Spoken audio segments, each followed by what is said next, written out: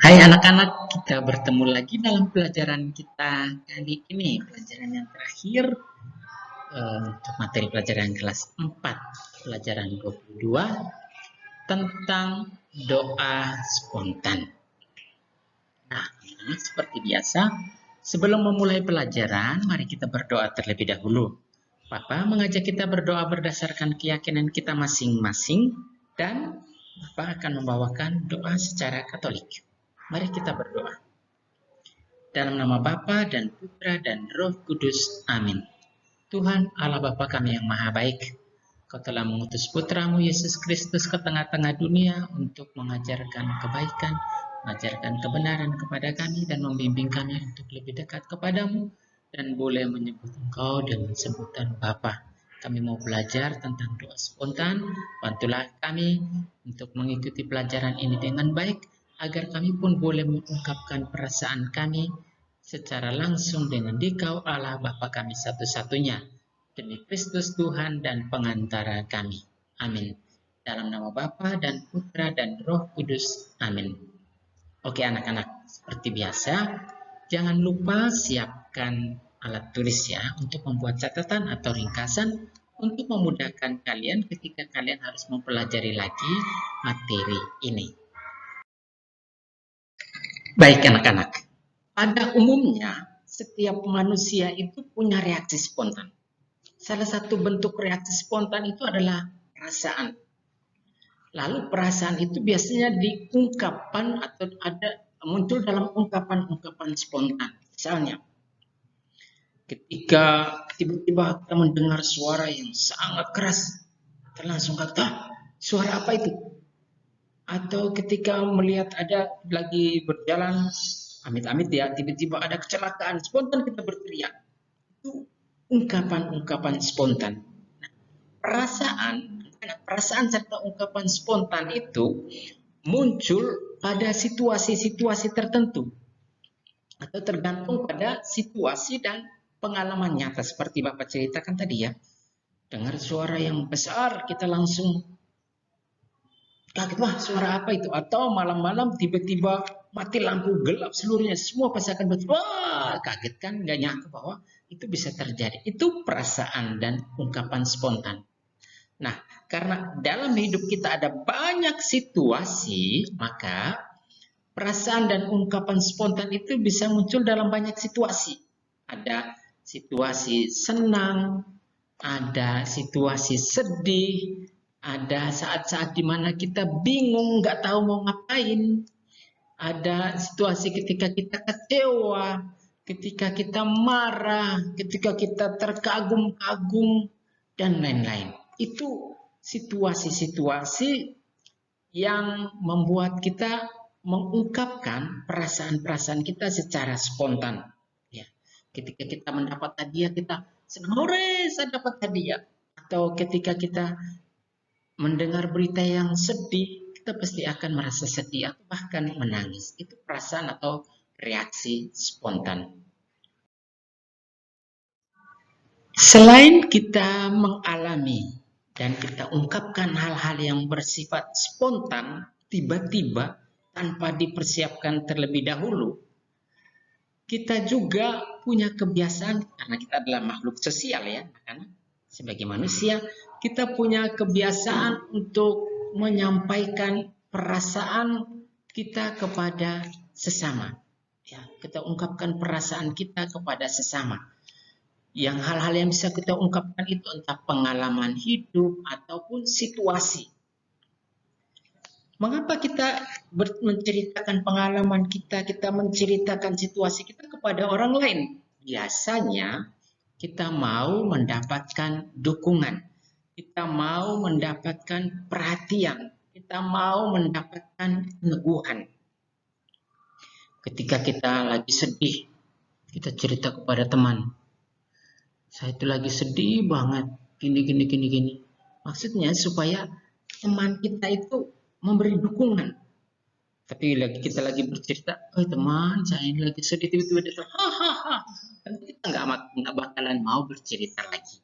Ya, jadi kita mau berbagi pengalaman, berbagi situasi itu karena kita mau mendapatkan perhatian dan kita mau mendapatkan dukungan.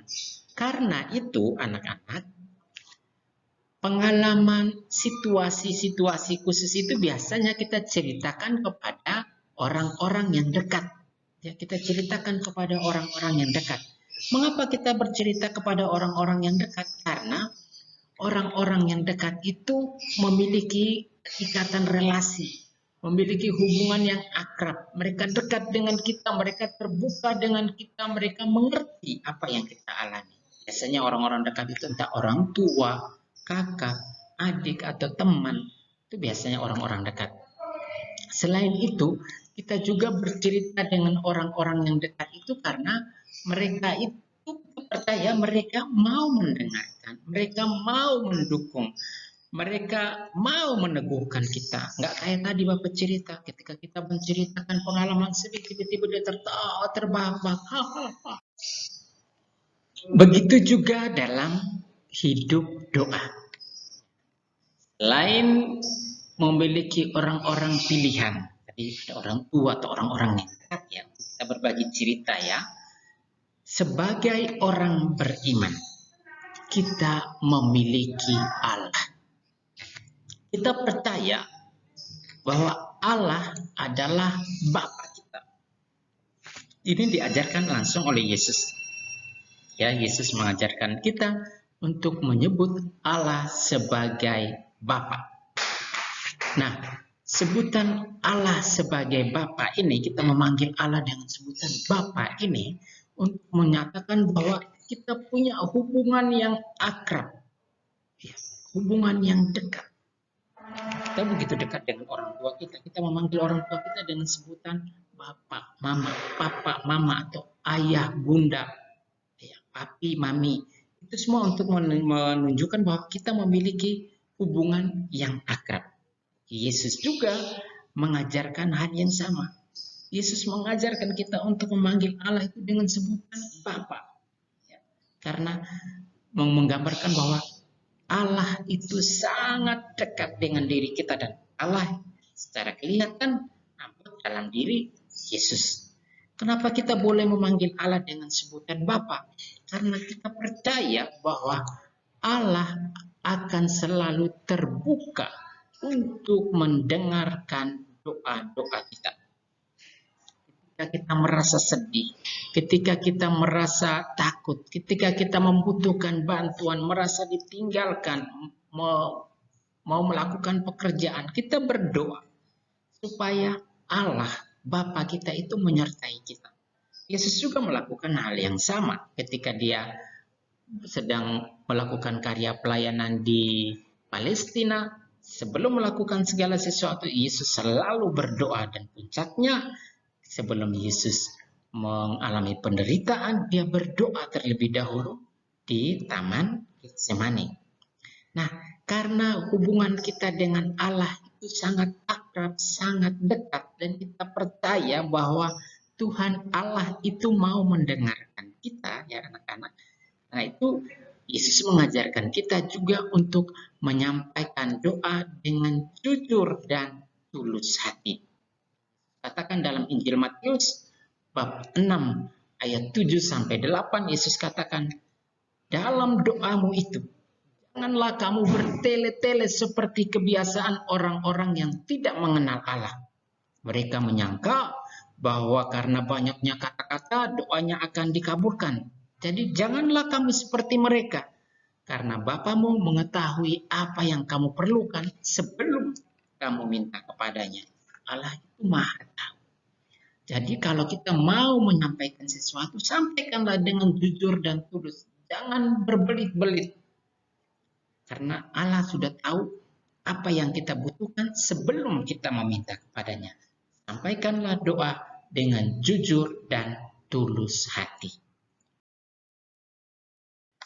Nah, anak-anak, dalam hal ini, doa yang baik atau doa yang berkenan pada Allah, yang didengarkan oleh Allah, itu bukanlah doa yang panjang atau dengan kata-kata yang puitis, kata-kata yang indah, tetapi doa yang baik atau doa yang berkenan kepada Allah adalah doa yang jujur, jangan bohong, doa yang jujur menyampaikan kepada Tuhan apa yang kita butuhkan. Lalu doa yang tulus hati, tulus tanpa ada maksud-maksud tersembunyi. Dan yang ketiga, doa yang keluar dari hati. Jadi bukan hanya yang ada di isi otak, tapi doa yang keluar dari hati, apa yang kita rasakan. Contoh, ada seorang kudus yang memiliki hubungan yang sangat dekat dengan Tuhan. Orang kudus itu adalah Santa Teresia dari Avila. Ya, Santa Teresia dari Avila ini melihat Tuhan itu sebagai teman pribadinya, melihat Allah itu sebagai teman pribadinya yang selalu hadir, selalu mendampingi dalam setiap saat hidupnya. Jadi Santa Teresia Avila ini punya catatan harian yang luar biasa yang mengungkapkan tentang hubungannya yang sangat dekat dengan Allah. Dia merasakan bahwa Allah, Tuhan Yesus adalah teman pribadinya yang selalu mendengarkan semua situasi hidupnya. Itu pengalaman istimewa, pengalaman orang yang mengungkapkan doa yang baik. Baik anak-anak, berkaitan dengan doa yang benar, doa yang berkenan kepada Allah, tadi Bapak katakan adalah doa yang jujur dan doa yang tulus. Nah, seperti apa doa yang jujur atau doa yang tulus itu? Doa yang jujur atau doa yang tulus adalah doa yang keluar dari hati, yang muncul dari situasi, dari perasaan, dari pengalaman nyata. Ya, pengalaman yang dialami setiap hari, bukan sesuatu yang dikarang-karang. Misalnya, saya lagi sedih. Ngomonglah dengan Tuhan. Tuhan, hari ini saya lagi sedih, soalnya gugur kesayangan saya itu mati. Saya sedih, Tuhan. Itu situasi nyata. Atau perasaan senang. Tuhan, hari ini saya happy banget, soalnya saya ulang tahun, Tuhan. Tolong jaga saya selalu biar tetap sehat. Itu perasaan senang. Jadi doa yang jujur, doa yang tulus itu adalah doa yang mengungkapkan pengalaman nyata. Saat ini Tuhan, saya mau belajar, siap diri untuk PAT, tolong saya Tuhan agar bisa belajar dengan baik. Itu doa yang jujur, doa yang tulus, yang berasal dari situasi atau pengalaman nyata yang kita hadapi setiap hari. Kenapa kita harus mengungkapkan pengalaman nyata kita setiap hari? Karena kita percaya bahwa Tuhan adalah Bapa yang sangat dekat dengan kita dan Dia akan selalu mendengarkan doa-doa kita. Selalu mendengarkan doa-doa kita asalkan kita mau terbuka menyampaikan kepadanya.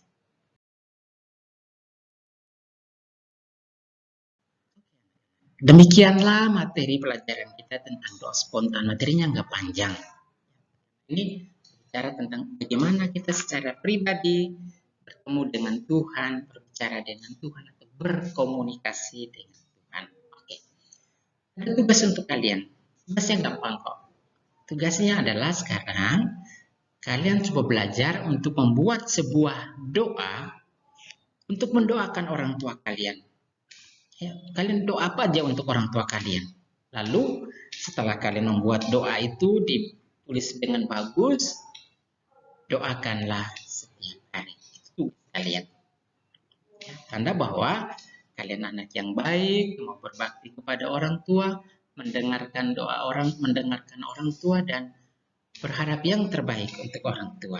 Oke, dengan demikian materi kita selesai. Sekarang mari kita menutup pelajaran kita ini dengan doa. Sekali lagi Bapak akan memimpin doa secara Katolik. Dalam nama Bapa dan Putra dan Roh Kudus. Amin. Tuhan Allah Bapa kami yang maha baik, terima kasih untuk karunia-Mu, untuk penyertaan-Mu bagi kami. Kami boleh belajar bersama untuk mengungkapkan doa secara spontan sebagai ungkapan perasaan kami kepadamu. Kami percaya Engkau selalu akan mendengarkan doa kami, sebab Engkaulah Allah kami kini dan sepanjang masa. Amin. Dalam nama Bapa dan Putra dan Roh Kudus. Amin.